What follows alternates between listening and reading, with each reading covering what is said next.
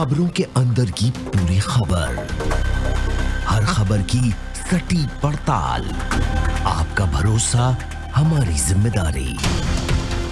सच, साहस और सरोकार, यही है हमारी पहचान।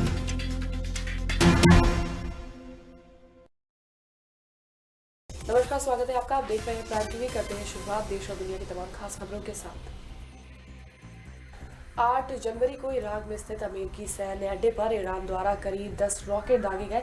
इस मिसाइल हमलों में अमेरिकी जवानों के साथ घायल होने को लेकर राष्ट्रपति डोनाल्ड ट्रंप ने दावा किया था कि उनके सभी जवान सुरक्षित हैं, लेकिन अब अमेरिका की केंद्रीय कमान के प्रवक्ता बिल अर्बन ने ट्रंप के इस बयान के उलट बात कही। उनके मुताबिक ईरान के इस हमले में 11 अमेरिकी सैनिक घायल हुए थे, जिनका इलाज कराया गया।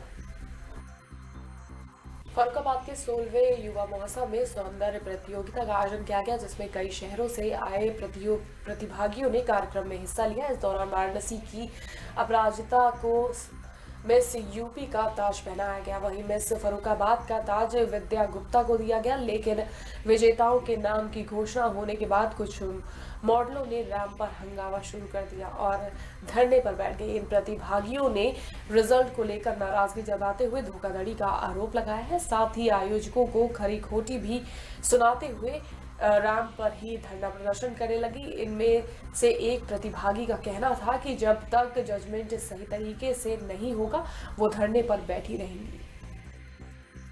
गोरखपुर में सांसद रवि किशन ने कौवा बाग के पास बन रहे अंडरपास का निरीक्षण किया। उन्होंने कहा कि ये अंडरपास मार्च 2020 में बनकर तैयार हो जाएगा और जनता को समर्पित कर दिया जाएगा। उन्होंने कहा कि गोरखपुर में जो जाम की समस्या रहती है वो इस अंडरपास के बन जाने से 70% तक खत्म हो जाएगी। उन्होंने कहा कि केंद्र और यूपी सरकार जनता की सेवा के लिए कटिबद्ध है और लगातार जनता के हित में फैसले ले रही है।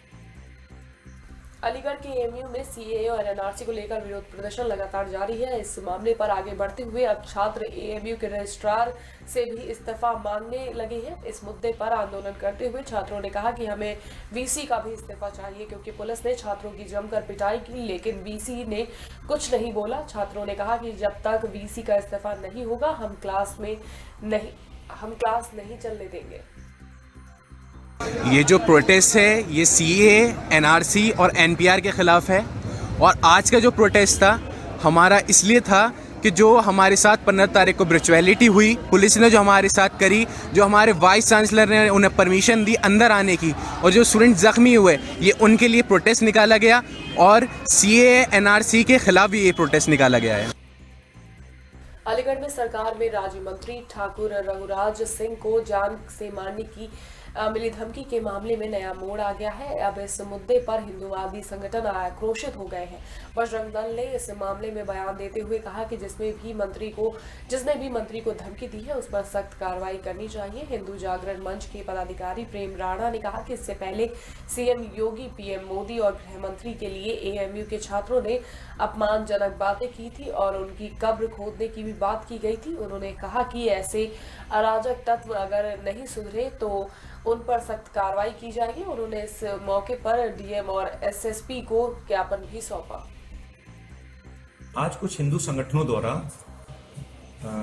जो रघुराज प्रताप सिंह दर्जा प्राप्त मंत्री हैं उनको जो एक ये धमकी दिया गया है उसको लेकर करके ज्ञापन दिया गया, जिसमें उन्होंने ये मांग की है कि इनको पर्याप्त सुरक्षा दिया जाए और इसके साथ साथ अलीगढ़ मुस्लिम यूनिवर्सिटी को लेकर के भी कई मांगे हैं जो माननीय मुख्यमंत्री जी को संबोधित हैं। हमने उनका ज्ञापन ले लिया और लेने के बाद हम इनको उचित माध्यम से माननीय मुख्यमंत्री जी तक पहुंचाएंगे। SMS toll private limited company को स्टाम्प शुल्क जमा करना महंगा पड़ गया। बस्ती में सदर तहसील के पास स्थित इस कंपनी के टोल कार्यालय का आधा हिस्सा डीएम के आदेश पर सीज कर दिया गया।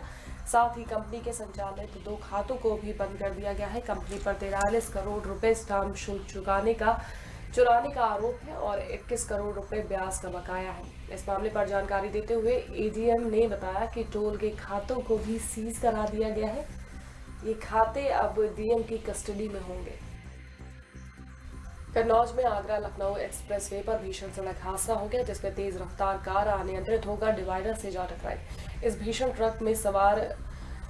भीषण टक्कर में कार सवार 3 लोगों की मौके पर ही मौत हो गई। राहगीरों की सूचना पर पहुंची पुलिस ने शवों को कब्जे में लेकर पोस्टमार्टम के लिए भेज दिया है। साथ ही घटना की सूचना परिजनों को देते हुए मामले की जांच शुरू कर दी है।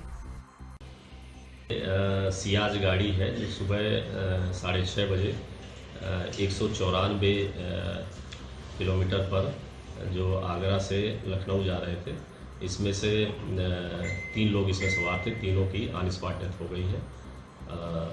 उनका शिनाख्त हो गई है। इसमें एक हरीशचंद पंडित है जो गुड़गांव के रहने वाले हैं, दूसरा एक फरहा खान है जो लखनऊ की रहने वाली है, तीसरी एक लड़की की अभी पहचान नहीं हुई है, उसकी शिनाख्त का प्रयास किया जा रहा है। इनके घर वालों को सूचना हो गई है और इसमें जो पंचायत का पोस्टमार्टम करना। ललितपुर में अवैध खनन का खेल खत्म होने का नाम नहीं ले रहा है। यहाँ के तालबेहट और पुराकला थाना क्षेत्र में अवैध खनन का कारोबार चरम पर है। यहाँ दबंगों ने नया खेल शुरू किया है जिसमें मिट्टी से बालू बनाने का गोरख धंधा किया जा रहा है। इस इलाके में काफी दिनों से ये काम चल रहा है, लेकिन पुलिस और प्रशासन खामोश बैठी हुई है। यहाँ का तालबेहट इलाका तो अवैध खनन का हब बन गया है। वहीं यहाँ के पूरा कला क्षेत्र के सुनौरी गांव में भी पथरीली मिट्टी को खोदकर चाइना बालू बनाने का काम दबंग हिस्ट्री शीटर कर रहे हैं, जिसे पुलिस का संरक्षण मिला हुआ है।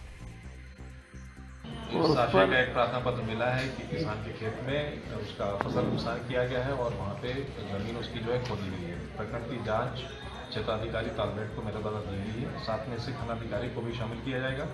संयुक्त जांच करके जो फैक्ट्स आएंगे उसके आधार पर हम कर रहे हैं। संभल के बहजोई के भगत जी स्कूल के पास एक कार हादसे का शिकार हो गई। इस हादसे में कार एक पेड़ से टकराकर पलट गई, जिसकी वजह से कार में बैठी नवविवाहिता की मौके पर ही मौत हो गई। वहीं 5 लोग घायल हो गए। वहीं जानकारी मिलने पर मौके पर पहुंची पुलिस ने नवविवाहिता के शव को पोस्टमार्टम के लिए भेजा और सभी घायलों को अस्पताल में भर्ती कराया है। फिलहाल पुलिस मामले की जाँच कर रही है। इसमें कल 15 तारीख को चुन्नीगंज मोहल्ले में अनूप शहर से बारात आई थी और ये मनोज जो दुल्हा था हिसावरी के रहने वाले हैं। शादी के बाद आज ये बारात सुबह विदा हुई है और विदा होने के बाद ये चंदौसी और बहजोई रोड पे इनका पेड़ से एक बहुत ज़बरदस्त एक्सीडेंट हुआ है, जिसमें 4 लोग घायल हो गए हैं और जो दुल्हन थी वो घटनास्थल पे ही उसकी मौत हो गई है।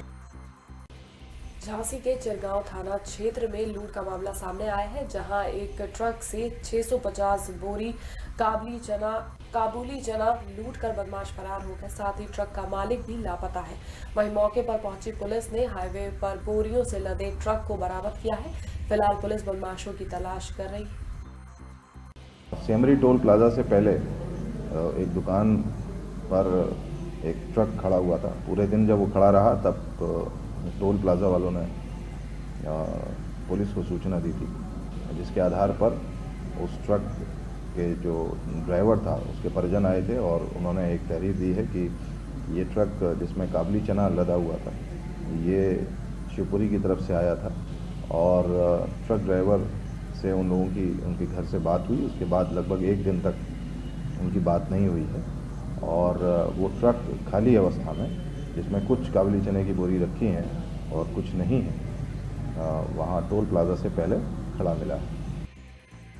महाराजगंज में ब्रिजमनगंज थाना क्षेत्र के पास एक गांव में अज्ञात युवक का शव मिलने से इलाके में हड़कंप मच गया। स्थानीय लोगों की सूचना पर पहुंची पुलिस ने आसपास के गांव के ग्रामीण से शिनाख्त कराने की कोशिश की, लेकिन शव की पहचान नहीं हो सकी। फिलहाल पुलिस ने शव को कब्जे में लेकर जांच शुरू कर दी है। क्योंकि अभी तो उसे धुलवाया गया, बाहर निकाला गया, लेकिन उसमें कोई चोट के निशान तो दिख नहीं रहे हैं और उसका जो आधा हिस्सा जो नीचे का है वो नग्न अवस्था में है। उसका पैंट लगभग 100 मीटर दूर मिला है और चोट के निशान नहीं है। अभी देखिए, इस पर पोस्टमार्टम की रिपोर्ट आने के बाद ही क्लियर हो पाएगा कि इसकी कैसी। प्रदेश सरकार अपनी योजनाओं को लेकर लाख दावे करती है, लेकिन उनकी इन योजनाओं पर सरकारी कर्मचारी पलीता लगाते दिख जाते हैं। ताज़ा मामला बाराबंकी का है, जहां पर आधार कार्ड बनाने के लिए बैंक पोस्ट ऑफिस में बैठे कर्मचारियों को मोटी तनख्वाह दी जाती है, लेकिन अब इन आधार कार्ड इंचार्ज के ऊपर वसूली का आरोप लगा रहा है। लोगों का कहना है कि इंचार्ज कार्ड बनवाने के लिए मनमानी करते हैं, उनसे पैसों की मांग करते हैं। इतना ही नहीं, आधार कार्ड से परेशान लोगों की माने तो उन्होंने इस मामले में संबंधित अधिकारियों से शिकायत भी की, लेकिन ना उनका आधार कार्ड बन पाया और ना ही कोई सुनवाई हुई। महाराजगंज के परिंदा थाना क्षेत्र के NH 24 पर एक अनियंत्रित मैजिक एक खड़े ट्रक से जा टकराई। इस हादसे में मैजिक में सवार कई लोग गंभीर रूप से घायल हो गए। वहीं मौके पर पहुंची पुलिस ने सभी घायलों को गोरखपुर मेडिकल कॉलेज में भर्ती करवा दिया है और मामले की जांच शुरू कर दी है।